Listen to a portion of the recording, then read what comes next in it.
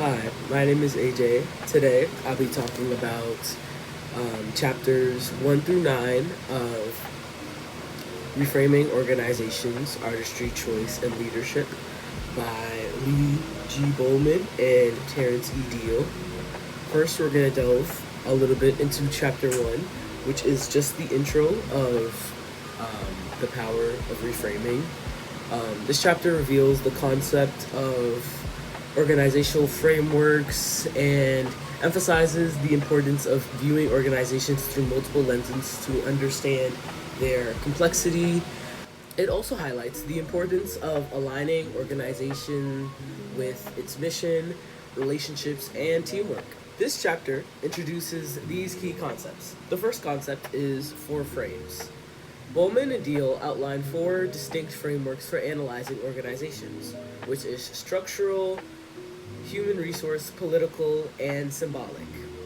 Each frame offers unique insights and solutions into organizational challenges. First, I'm going to tell you a little bit about the structural frame.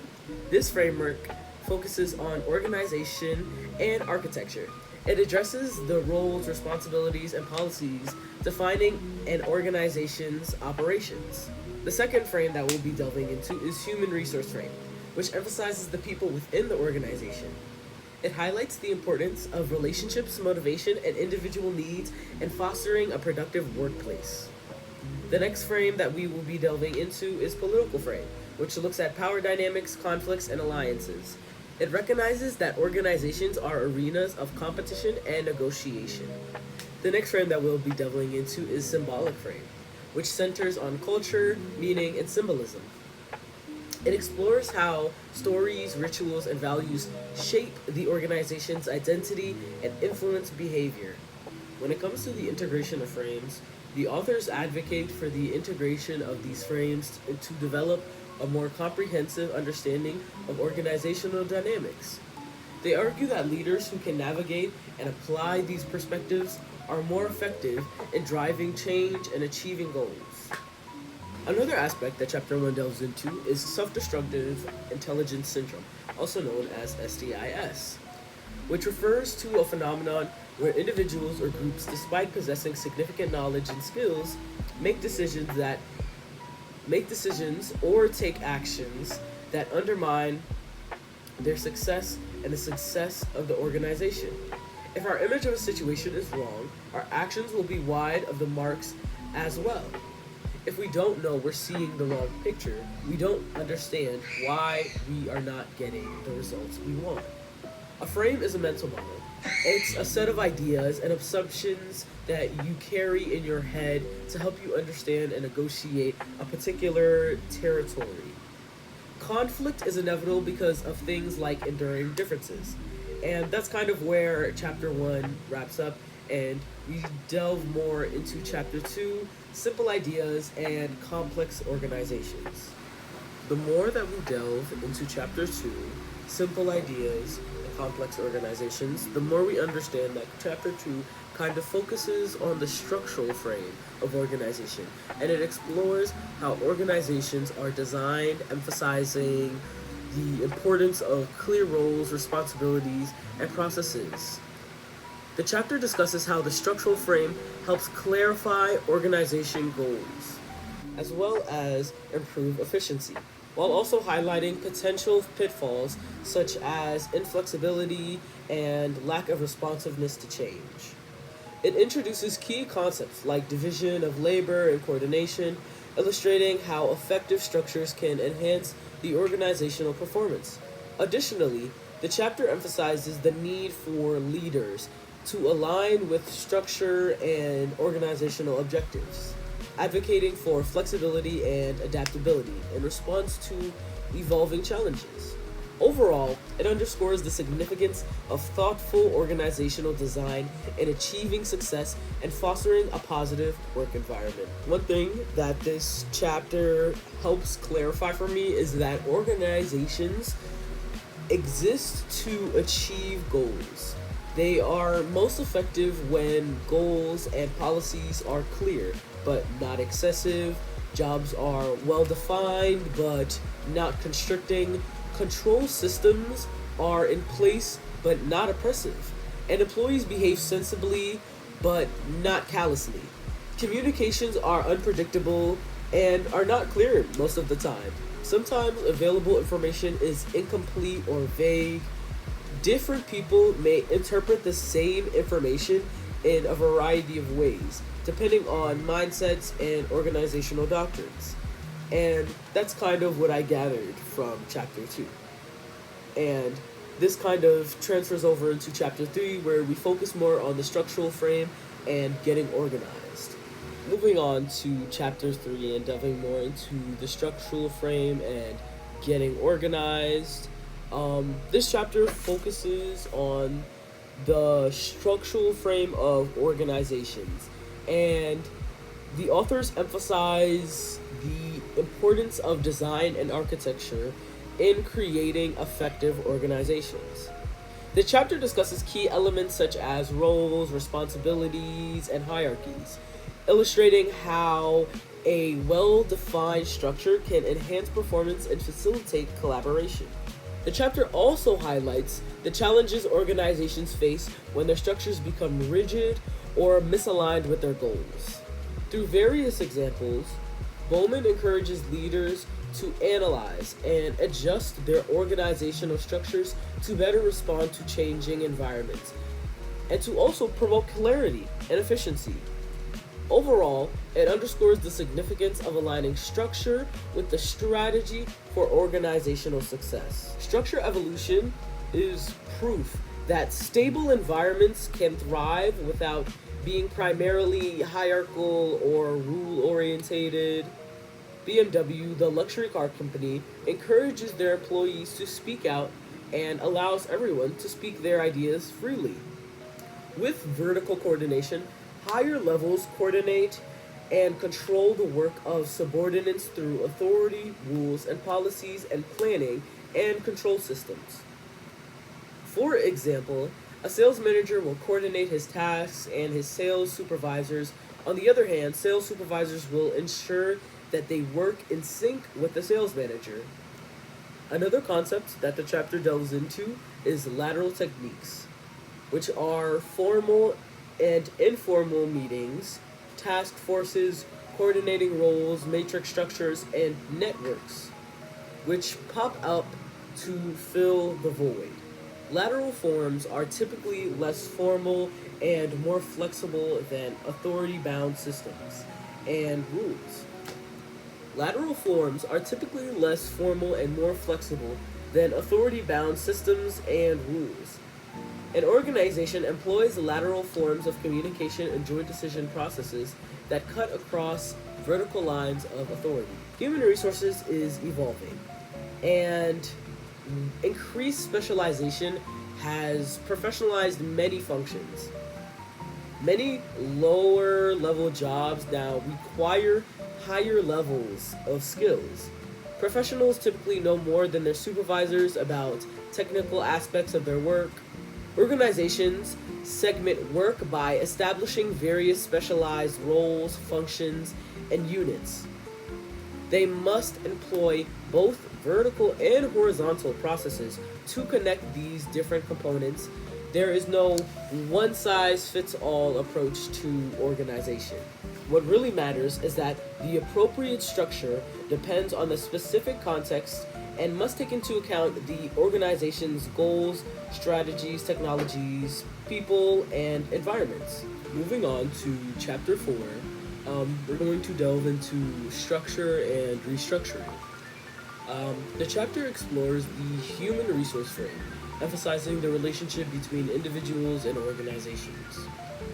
The authors argue that the effective organizations prioritize the needs of motivations and their people, recognizing that employees are not just cogs in a machine, but vital contributors to organizational success. The chapter discusses concepts such as empowerment, collaboration, and the importance of supportive culture.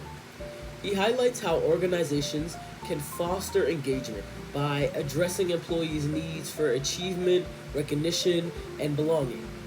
The chapter also examines the impact of leadership styles and the role of communication in building trust and commitment.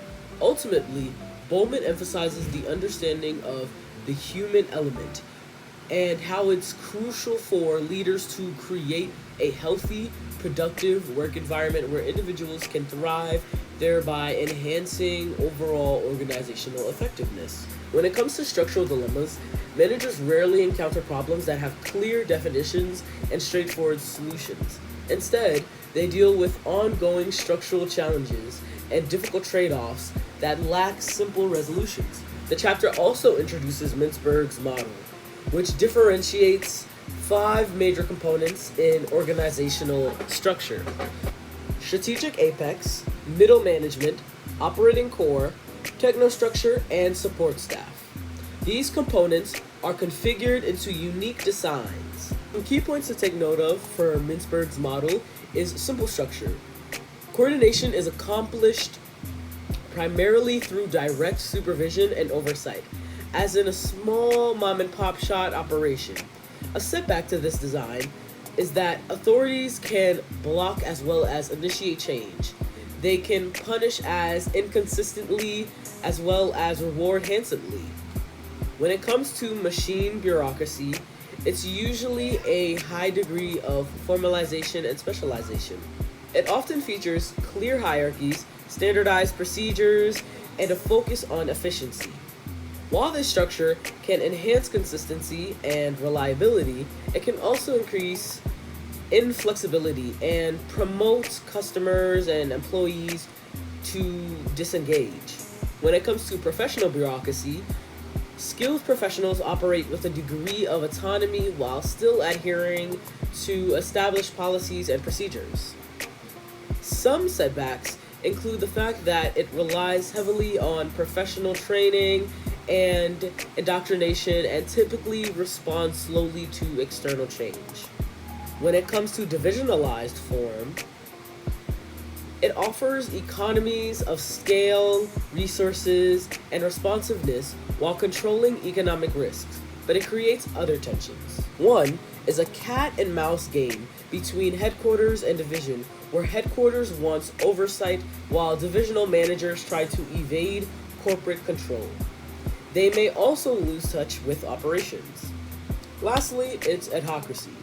Typically located in a dynamic and flexible environment, adhocracy operates like an organizational tent, leveraging advantages that traditional structural designers often view as drawbacks. Inconsistencies and contradictions within an adhocracy transform into paradoxes, where a balance between opposing elements helps the organization avoid falling into a binary mindset. What I gathered from this chapter is that structural changes often lead to confusion and resistance, causing conditions to deteriorate before improving. Ultimately, success relies on how effectively the new model aligns with the environment, tasks, and technology. Moving on to Chapter 5, we will be discussing organizing groups and teams. Delving into Chapter 5, organizing groups and teams, this chapter focuses on the political frame, highlighting the power of dynamics, conflicts, and negotiations that shape organizational life. He argues that organizations are inherently political arenas, where individuals and groups pursue their interests, which can lead to competition and conflict. Bolman discusses the importance of understanding the influence of power, coalitions, and alliances in navigating organizational challenges. He explores how leaders can effectively manage these dynamics by building relationships, negotiating, and finding common ground among differing interests. This chapter also goes into emphasize the role of advocacy and influence in shaping decisions and policies.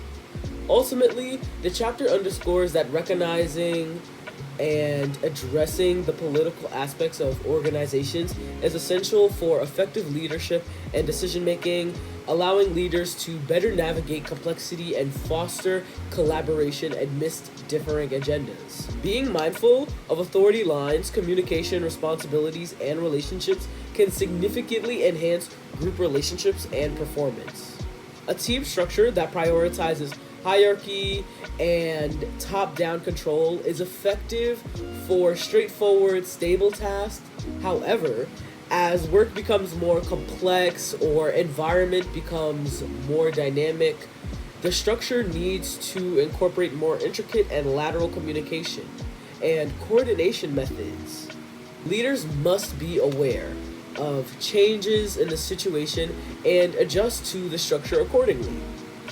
Moving on to Chapter 6, the Human Resource Frame, we'll be delving more into people and organizations in this chapter. This chapter kind of focuses on the human resource frame, emphasizing the importance of understanding and managing people within organizations. Bolman argues that organizations are not just structures and processes, but are fundamentally about relationships and individual needs. Organizations must meet the basic needs of employees, such as belonging, esteem, and self-actualization to foster motivation and productivity. Secondly, empowerment. Bolman emphasizes the significance of empowering employees, promoting autonomy, and encouraging participation in decision-making. Next, we have diversity and inclusion. The chapter highlights the value of diverse perspectives and the importance of creating an inclusive environment where all employees feel valued and heard. Next, we have conflict and collaboration. It addresses how to manage conflict constructively and the role of collaboration in achieving organizational goals. Lastly, we have leadership. Effective leadership is framed as crucial for creating a supportive culture that nurtures talent and fosters positive relationships. Something that the chapter made me realize is that money is a powerful incentive. Focusing on financial rewards may simplify the motivation problem, but money isn't the only thing people care about, and it's not the most important thing. Organizations and managers that focus only on money will miss other opportunities to motivate. Consistent with core human resource assumptions, high-performing companies do a better job of understanding and responding to the needs of both employees and customers. As a result, they attract better people who are motivated to do a superior job. This chapter overall underscores the need for organizations to prioritize their human capital to thrive in a complex environment. The human resource frame highlights the relationship between people and organizations. Organizations need people for things like their energy, effort, and talent, and people need organizations for the many intrinsic and extrinsic rewards they may offer. Conversely, a good fit benefits both individuals finding meaningful and satisfying work, and organizations get the talent and energy they need to succeed. As we move on to Chapter 7, we will be delving more into improving human resource management. Chapter 7 focuses on the political frame, highlighting the role of power, conflict, and negotiation within organizations. Bolman argues that organizations are arenas of competing interests, and understanding this dynamic is crucial for effective leadership and management. Some key points include power dynamics. The chapter explores how power is distributed in organizations and how it influences behavior and decision-making. Different sources of power, such as position, expertise, and relationships, are examined. Another point is that conflict is inevitable. Bolman asserts that conflict is a natural part of organizational life. Rather than avoiding conflict, leaders should embrace it as an opportunity for dialogue and change. The next point is coalitions and alliances. The importance of forming coalitions to gain support for initiatives is discussed. Successful leaders often build alliances to advance their goal and navigate organizational politics. Another point is negotiation and bargaining.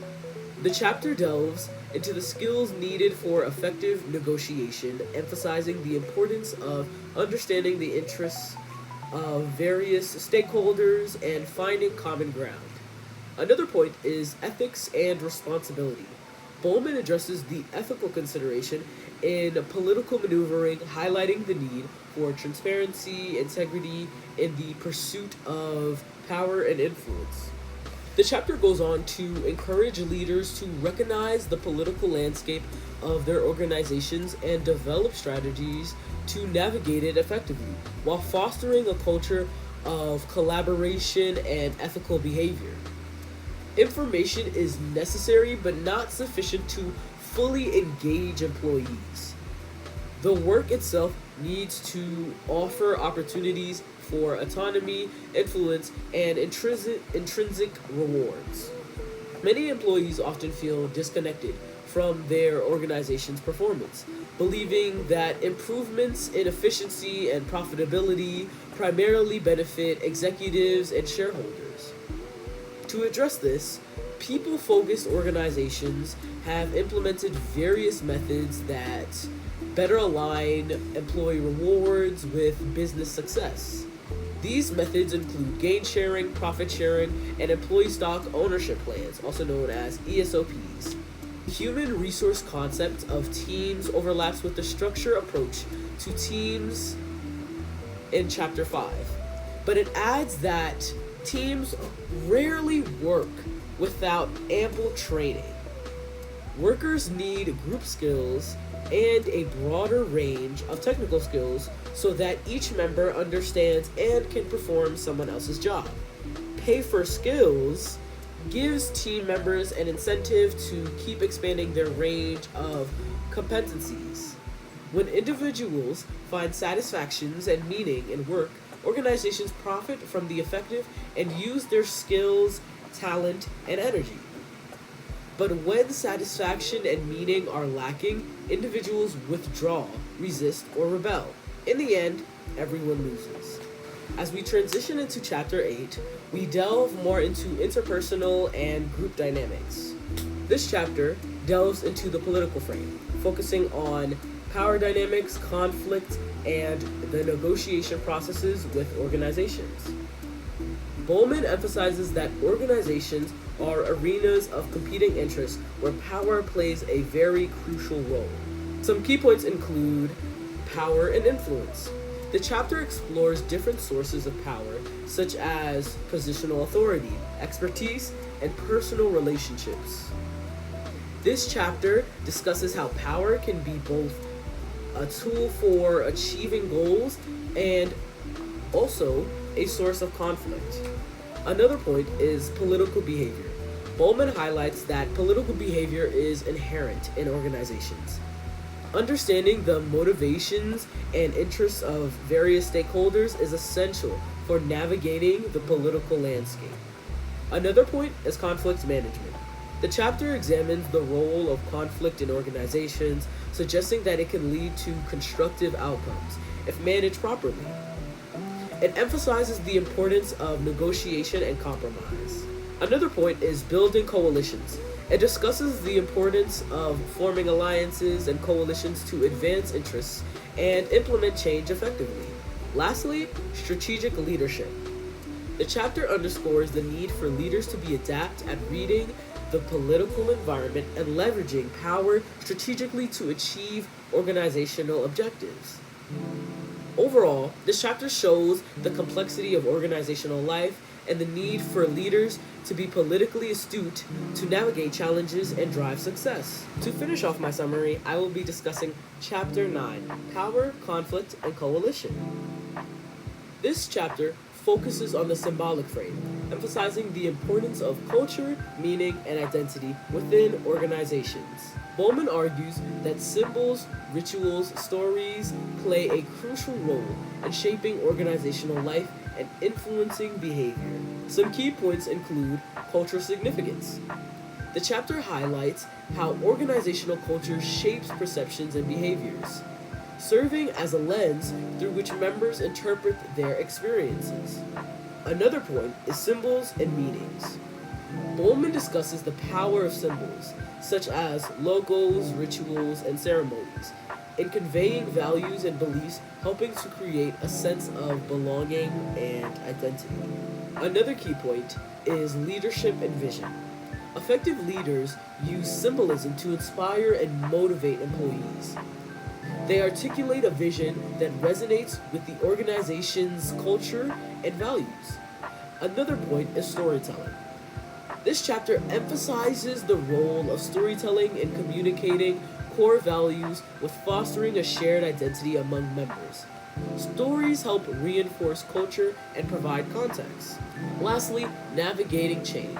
The chapter suggests that understanding symbolic frame is essential for managing change, as it helps leaders address the emotional and cultural aspects that influence acceptance and resistance.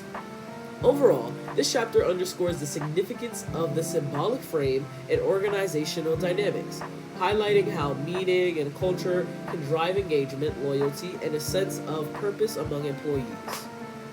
And that is my summary for chapters 1 through 9 for reframing organizations.